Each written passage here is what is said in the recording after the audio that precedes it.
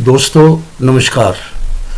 और आज सबसे पहले तो मेरे पास में बहुत सारे सवाल पूछे जा रहे हैं, क्वेरीज आ रही हैं कि जो 10 साल और 15 साल की एंड ऑफ लाइफ वाली जो गाड़ियां हैं दिल्ली और एनसीआर की, उसका रिव्यू पटिशन सुप्रीम कोर्ट में दाखिल है।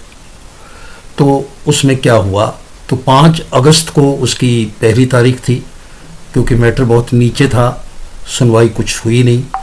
फिर 6 को भी लगा तो उसकी भी नीचे ही था। और दूसरे मैटर सुप्रीम कोर्ट का कोर्ट नंबर 1 जो कि चीफ जस्टिस का होता है, उसमें वो सब चलता रहा। अभी तक उसकी सुनवाई हुई नहीं है और दूसरे मैटर ऊपर हैं और वो काफ़ी नीचे है। जिस दिन होगी, जैसे होगी, तो मैं आपको उसका लेटेस्ट अपडेट दूंगा। आज बात करें अब आज के टॉपिक की, तो एक बड़ा महत्वपूर्ण जजमेंट सुप्रीम कोर्ट का आया है, तो उसकी हम बात करेंगे। और सबसे पहले इस मैटर का जो टाइटल है वो मैं आपको बता दूं।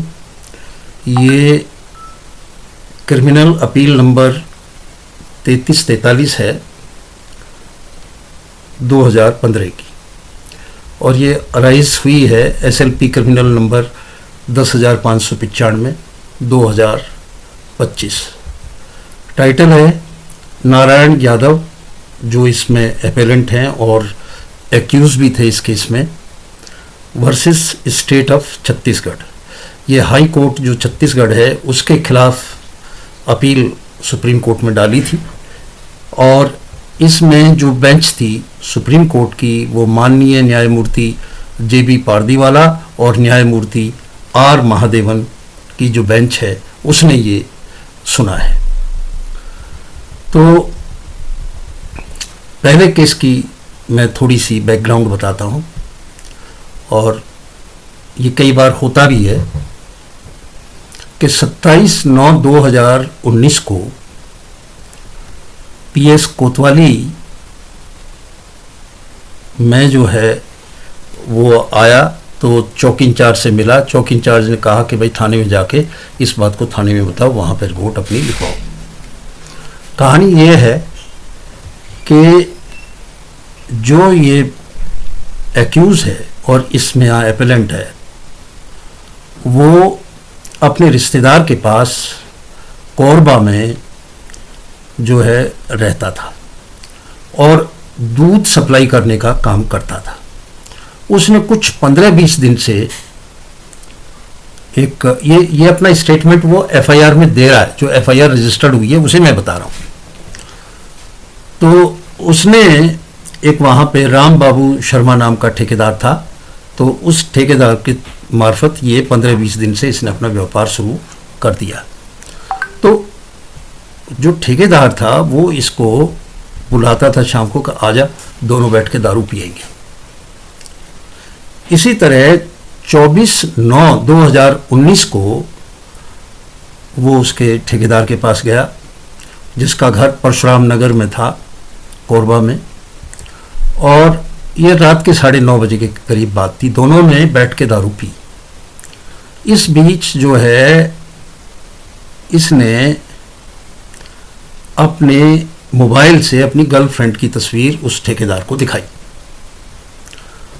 उसको देखने के बाद में ठेकेदार ने कहा, यार इस अपनी गर्लफ्रेंड को तू एक दिन के लिए मेरे घर पे छोड़ देना, मेरे पास। उसको ऐसा कहने पे ये भड़क गया और दोनों का झगड़ा हुआ।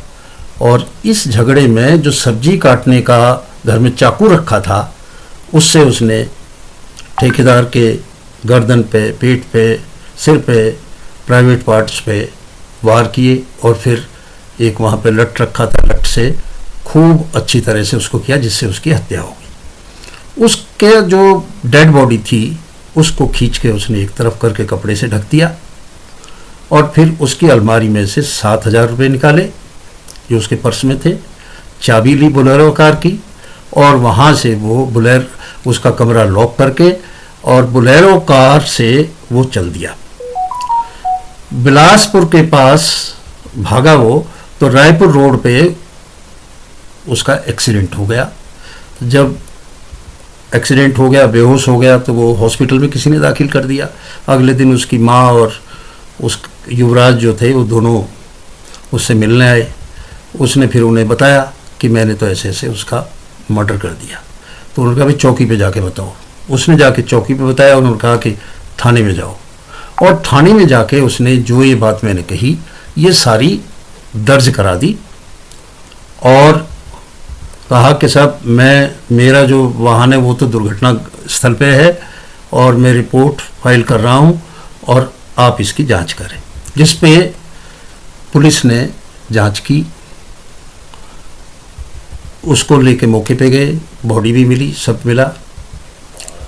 तो इस केस में जो है हाई कोर्ट जो थे झारखंड का, उसने सजा कर दी, 304 ए कर दिया 302 से, और सजा कर दी। अब ये मामला आ गया सुप्रीम कोर्ट में।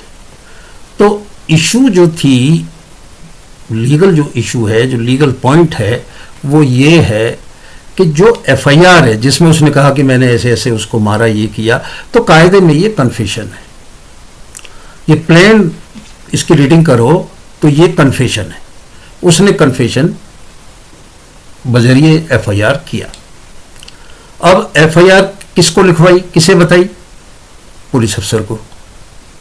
अब जो सेक्शन 25 इंडियन एविडेंस एक्ट जो पहले होता था और अब सेक्शन 23(1) है भारतीय साक्ष्य अधिनियम का, वो कहता है कि कोई भी कन्फेशन पुलिस अफसर को दिया, स्टेटमेंट दिया, वो कोर्ट में मान्य नहीं है, एडमिसिबल नहीं है। उस एफआईआर का इस्तेमाल कोरोबरेट करने के लिए तो कर सकते हो कि कोई कोरोबरेट करें, आप उसके लिए कर सकते, कंट्रडिक्शन के लिए कर सकते हो, एक्यूज के उस पे क्रॉस पे कंट्रडिक्शन के लिए इस्तेमाल कर सकते हो उसको। परंतु जो एफआईआर है, पहली बात तो वो सब्सटेंटिव पीस ऑफ एविडेंस नहीं। मैं फिर से दोहरा रहा हूं, FIR is not a substantive evidence, पहली बात। और दूसरी बात, ये कन्फेशन हो गया, और confession before police officer admissible नहीं। तो सुप्रीम कोर्ट ने कहा कि भाई ये तो बड़ी भारी चूक की हाई कोर्ट ने, उसको ये पॉइंट समझना चाहिए था, उसने नहीं समझा, उसको ये बात अच्छी तरह से समझ लेनी चाहिए थी। अब उन्होंने क्या किया कि सीधा जो मेडिकल रिकॉर्ड था उससे कोरोबरेट कर दिया, और डॉक्टर की जो है वो स्टेटमेंट ले लिया। अब जो डॉक्टर है उसका जो स्टेटमेंट है वो तो एज एन एक्सपर्ट है, वो तो ये बता रहा है कि भाई इस वजह से इसकी हुई मौत, ऐसा ये कारण है, पर वो ये तो नहीं बता रहा कि किसने की, कैसे की। तो सीधा कन्फेशन और मेडिकल, उस दोनों को जोड़ के और सीधी उसको सजा कर दी। जो 2-4 एविडेंस उसके थे, पंचनामे के जो विटनेस थे, वो विटनेस भी जो है अपना हॉस्टाइल हो गए, और आईओ ने जो है तस्दीक कर दिया एफआईआर को कि हाँ साहब ये इसी के सिग्नेचर हैं जो एफआईआर पे, और एफआईआर हम लोगों ने दर्ज की है, बस इतनी बात होगी। अब आईओ भी कोई मौके का गवाह तो है नहीं, और जो आईओ है, पुलिस अफसर है, उसके सामने जो उसने कन्फेशन किया है, जो उसने स्वीकार किया है, उसका कोई मतलब नहीं। तो फिर उसके पास एविडेंस क्या रह गया? कोई भी एविडेंस नहीं, किसी भी तरह का एविडेंस नहीं है। जहां तक सेक्शन 27 है, उसकी भी जो कंडीशंस हैं वो पूरी नहीं है। उच्च न्यायालय को सुप्रीम कोर्ट कहता है कि इस तथ्य को ध्यान में रखना चाहिए था कि एक डॉक्टर जो है, जो फैक्ट है उसका विटनेस नहीं है, तथ्य का गवाह नहीं है। जो अभियोजन यानी कि प्रोसिक्यूशन पक्ष द्वारा पोस्टमार्टम रिपोर्ट की सामग्री और रिकॉर्ड पर चिकित्सा प्रमाण पत्र यदि कोई हो, तो उसको साबित करने के उद्देश्य से एक चिकित्सक को, एक डॉक्टर को, एक एक्सपर्ट को बुलाया जाता है। तो सुप्रीम कोर्ट ने ये बड़ा अच्छा निर्णय देते हुए इसको पूर्ण रूप से खारिज कर दिया और कहा कि भाई अगर उसने, ये बड़ा होता है कि आदमी ने मर्डर कर दिया, इसमें भी हुआ और जाके कहा साहब मैंने कर दिया और खुद ही उसने एफआईआर दर्ज करा दी। तो उन्होंने कहा ठीक है, दर्ज करा दी, ठीक है, इसके अलावा एविडेंस होना चाहिए था और वो एविडेंस तो है ही नहीं, कन्फेशन उसका कुछ नहीं है। और जो रिकवरी है वो उसके सेक्शन 27 के भी इंग्रेडिएंट पूरे नहीं हो रहे।